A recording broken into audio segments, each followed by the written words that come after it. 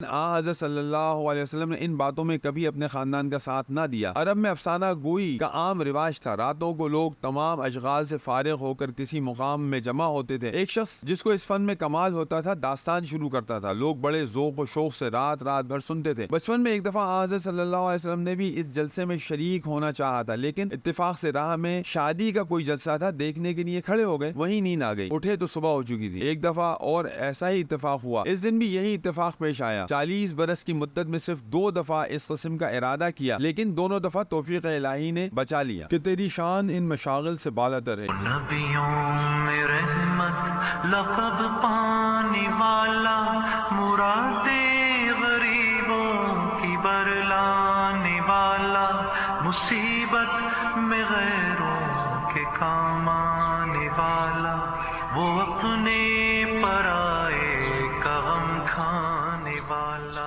حضرت صلی اللہ علیہ وسلم کے بہت سے دنیاوی تعلقات تھے۔ تجارت کا کاروبار تھا، متعدد اولادیں تھیں۔ تجارت کی ضرورت سے اکثر سفر کرنا پڑتا تھا، لیکن دست قدرت کو جو کام لینا تھا وہ ان تمام مشاغل سے بالاتر تھا۔ دنیا اور دنیا کے تمام کام آپ کو ہیچ نظر آتے تھے، تاہم مطلوب حقیقی کا اب تک پتہ نہ تھا۔ سر ولیم میور صاحب لائف آف محمد میں لکھتے ہیں کہ ہماری تمام تصنیفات محمد کے بارے میں، ان کے چال چلن کی عصمت اور ان کے اطوار کی پاکیزگی پر جو اہل مکہ میں کمیاب متفق ہیں۔ مکہ معظمہ سے 3 میل پر ایک غار تھا جس کو ہیرا کہتے ہیں۔ آپ مہینوں وہاں جا کر قیام فرماتے اور مراقبہ کرتے، کھانے پینے کا سامان ساتھ لے جاتے، وہ ختم ہو چکا تو پھر گھر پر تشریف لاتے اور پھر واپس جا کر مراقبے میں مصروف ہوتے۔ صحیح بخاری میں ہے کہ غار ہیرا میں آپ صلی اللہ علیہ وسلم عبادت کیا کرتے تھے۔ یہ عبادت کیا تھی؟ یہ سوال کیا گیا کہ آپ صلی اللہ علیہ وسلم کی عبادت کیا تھی؟ جواب یہ ہے کہ غور و فکر اور عبرت پذیری۔ یہ وہی عبادت تھی جو آپ کے دادا ابراہیم علیہ السلام نے نبوت سے پہلے کی تھی۔ ستاروں کو دیکھا تو چونکہ بجلی کی جھلک ہی دھوکا ہوا، چاند نکلا تو اور بھی شبہ ہوا، آفتاب پر اس سے زیادہ، لیکن جب سب نظروں سے غائب ہو گئے تو بے ساختہ پکار اٹھے، میں فانی چیزوں کو نہیں چاہتا، میں اپنا منہ اس کی طرف کرتا ہوں جس نے زمین و آسمان پیدا کیا۔ ایک مغربی مورخ نے حضرت صلی اللہ علیہ وسلم کی اس عبادت کی کیفیت اس طرح ادا کی ہے: سفر و حضر میں ہر جگہ محمد کے دل میں ہزاروں سوال پیدا ہوتے تھے۔ میں کیا ہوں؟ یہ غیر متناہی عالم کیا ہے؟ نبوت کیا شے ہے؟ میں کن چیزوں کا اعتقاد کروں؟ کیا کوہ ہرا کی چٹانیں، کوہ طور کی سر بفلک چوٹیاں، کھنڈر اور میدان؟ کسی نے ان سوالوں کا جواب دیا نہیں، ہرگز نہیں، بلکہ گنبد گرداں، گردش لیل و نہار، چمکتے ہوئے ستارے، برستے ہوئے بادل، کوئی ان سوالوں کا جواب نہ دے سکا۔ نبوت کا دیباچہ یہ تھا کہ خواب میں آپ پر اسرار منکشف ہونے شروع ہوئے۔ جو کچھ آپ صلی اللہ علیہ وسلم خواب میں دیکھتے تھے بینہ وہی پیش آتا تھا۔ ایک دن جبکہ آپ حسب معمول غار ہرا میں مراقبے میں مصروف تھے، فرشتہ غیب نظر آیا کہ آپ سے کہہ رہا ہے پڑھیے۔ رسول اللہ خوفزدہ ہو رہے تھے۔ آپ نے جواب دیا میں پڑھنا نہیں جانتا۔ اس کے بعد آپ نے محسوس فرمایا کہ فرشتے نے آپ کو اتنے زور سے بھینچا کہ آپ کا سانس گھٹنے لگا۔ پھر اس نے آپ کو چھوڑ کر کہا پڑھیے۔ آپ نے پھر فرمایا میں پڑھنا نہیں جانتا۔ فرشتے نے آپ کو دوبارہ سینے سے لگایا اور پہلے سے بھی زیادہ زور سے بھینچا، پھر کہا پڑھیے۔ آپ نے فرمایا میں پڑھنا نہیں جانتا۔ فرشتے نے تیسری مرتبہ آپ کو سینے سے لگا کر بھینچا اور پھر کہا پڑھ اس خدا کا نام جس نے کائنات کو پیدا کیا، جس نے آدمی کو گوشت کے لوتھڑے سے پیدا کیا۔ پڑھ تیرا خدا کریم ہے، وہ جس نے انسان کو قلم کے ذریعے سے علم سکھایا، وہ جس نے انسان کو وہ باتیں سکھائیں جو اسے معلوم نہ تھی۔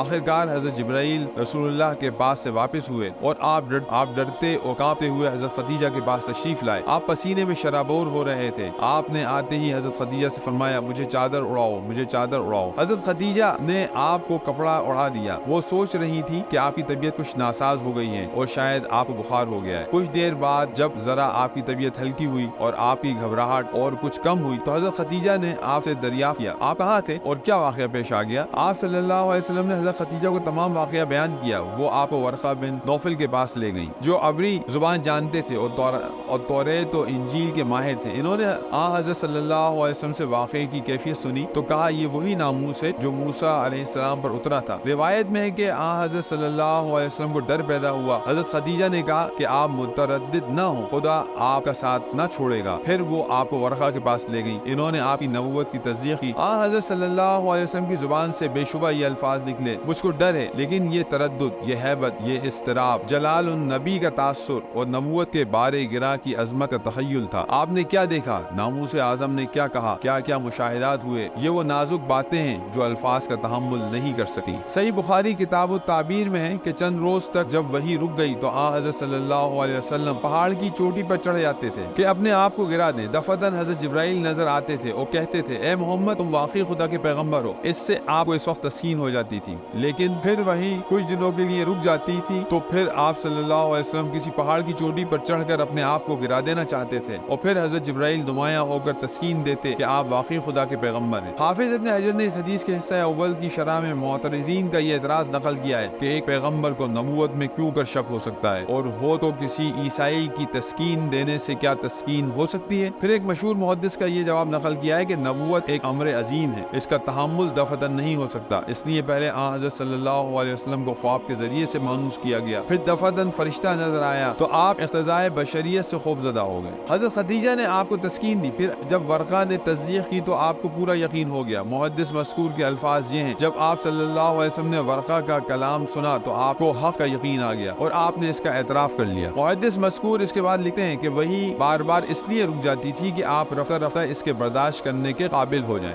حضرت صلی اللہ علیہ وسلم نے جب فرض نبوت ادا کرنا چاہا تو سخت مشکلیں پیش نظر تھی۔ اگر آپ کا فرض اسی قدر ہوتا کہ عیسیٰ کی طرح صرف تبلیغ و دعوت پر اکتفا فرمائیں یا حضرت کریم علیہ السلام کی طرح اپنی قوم کو لے کر مصر سے نکل جائیں تو مشکل نہ تھی، لیکن خاتم الانبیاء صلی اللہ علیہ وسلم کا کام خود سلامت رہ کر عرب اور نہ صرف عرب بلکہ تمام عالم کو فروغ اسلام سے منور کر دینا تھا، اس لیے نہایت تدبیر اور تدریج سے کام لینا پڑا۔ سب سے پہلا مرحلہ یہ تھا کہ یہ پرخطر راز پہلے کس کے سامنے پیش کیا جائے۔ اس کے لیے صرف وہ لوگ انتخاب کیے جا سکتے تھے جو فیضیاب صحبت رہ چکے تھے، جن کو آپ صلی اللہ علیہ وسلم کے اخلاق و عادات کی تمام حرکات و سکنات کا تجربہ ہو چکا تھا، جو پچھلے تجربوں کی بنا پر آپ کے صدق و دعویٰ کا قطعی فیصلہ کر سکتے تھے۔ یہ لوگ حضرت خدیجہ آپ کی زوجہ محترمہ تھی، حضرت علی تھے جو آپ کی آغوش تربیت میں پلے تھے، زید تھے جو آپ کے آزاد کردہ غلام اور بندہ خاص تھے، حضرت ابو بکر تھے جو برسوں سے فیضیاب خدمت تھے۔ سب سے پہلے آپ نے حضرت خدیجہ کو یہ پیغام سنایا، وہ سنتے ہی ایمان لے آئیں، پھر اور بزرگوں کی باری آئی اور سب ہمدن اعتقاد تھے۔ حضرت ابو بکر دولت مند، ماہر انصاب، صاحب الرائے اور فیاض تھے۔ ابن سعد نے لکھا ہے کہ جب وہ ایمان لائے تو ان کے پاس 40,000 درم تھے، غرض ان اوصاف کی وجہ سے مکے میں ان کا عام اثر تھا اور معززین شہر ان سے ہر بات میں مشورہ لیتے تھے۔ ارباب روایت کا بیان ہے کبار صحابہ شانوں میں سے حضرت عثمان، حضرت زبیر،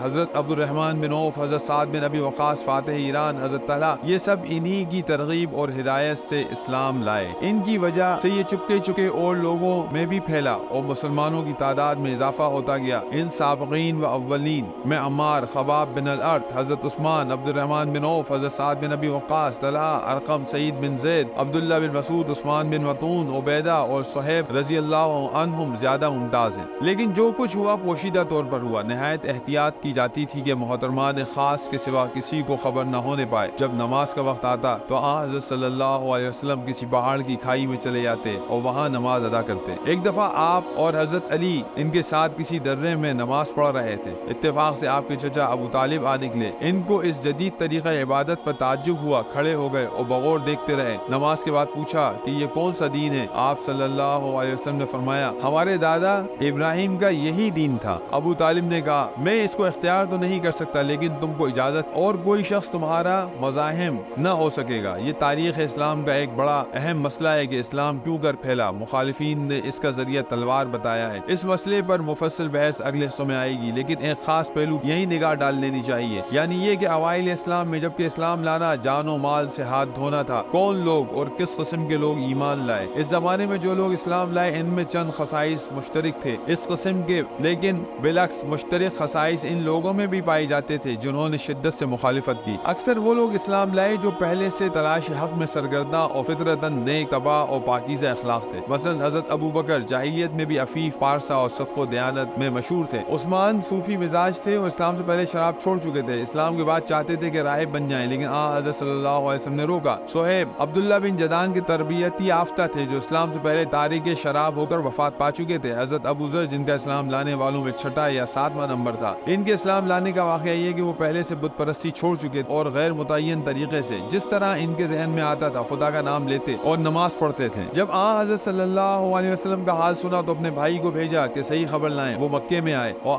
حضرت صلی اللہ علیہ وسلم کی خدمت میں حاضر ہو کر قرآن مجید کی صورتیں سنی۔ واپس جا کر ابو ذر سے کہا کہ میں نے ایک شخص کو دیکھا جس کو لوگ مرتد کہتے ہیں، وہ مکارم اخلاق سکھاتا ہے اور جو کلام سناتا ہے وہ شعر نہیں کوئی اور چیز ہے، تمہارا طریقہ اس سے بہت ملتا جلتا ہے۔ ابو ذر کو تسکین نہیں ہوئی اور خود مکے آئے، زبان مبارک سے آپ صلی اللہ علیہ وسلم کا کلام سنا اور اسلام قبول کیا۔ وہ تمام عمر دنیاوی تعلقات سے الگ رہے۔ ان کا عقیدہ تھا کہ جو شخص زر و مال جمع کرتا ہے وہ مسلمان نہیں، چنانچہ اس بنا پر حضرت عثمان نے اپنے زمانے میں ان کو مدینے سے دور بھیج دیا تھا۔ بعض صحابہ ان میں سے ایسے تھے جو احناف تربیتی یافتہ تھے، یعنی وہ لوگ جو زمانہ اسلام سے پہلے بت پرستی ترک کر چکے تھے اور اپنے آپ کو حضرت ابراہیم کا پیرو کہتے تھے، لیکن اس اجمالی اعتقاد کے سوا اور کچھ نہیں جانتے تھے اور اس لیے تلاش حق میں سرگرداں تھے۔ انہی میں زید بھی تھے جن کا ذکر اوپر گزر چکا ہے۔ انہوں نے تو حضرت صلی اللہ علیہ وسلم کی بعثت سے 5 برس پہلے وفات پائی، لیکن ان کے صاحبزادے سعید موجود تھے۔ وہ باپ کے ارشادات سن چکے تھے۔ حضرت صلی اللہ علیہ وسلم سے ملے، ان کو وہ رہنما ہاتھ آ گیا جس کی جستجو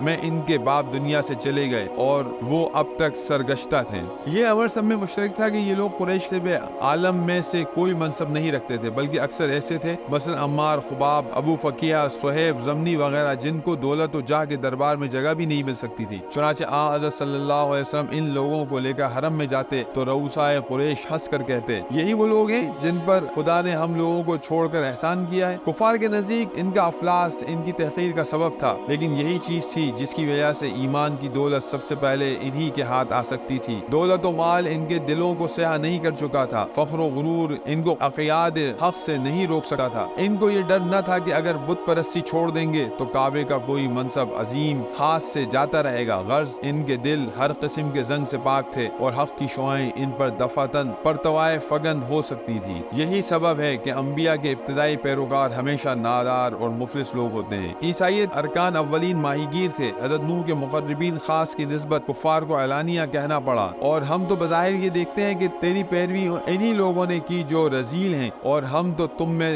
کوئی برتری نہیں پاتے، بلکہ ہمارا تو یہ خیال ہے کہ تم سب جھوٹے ہو۔ یہ سابقین اسلام جس قسم کا راسخ ایمان لائے تھے اس کی تفصیل آگے آتی ہے، جس سے ظاہر ہوگا کہ قریش کی سخت مخاریاں، جور، ظلم کے شدائد، دولت و مال کی انتہائی ترغیبیں، کوئی چیز ان کو متزلزل نہ کر سکی، اور آخر انہی کمزور ہاتھوں نے کیسر و کسریٰ کا تخت الٹ دیا۔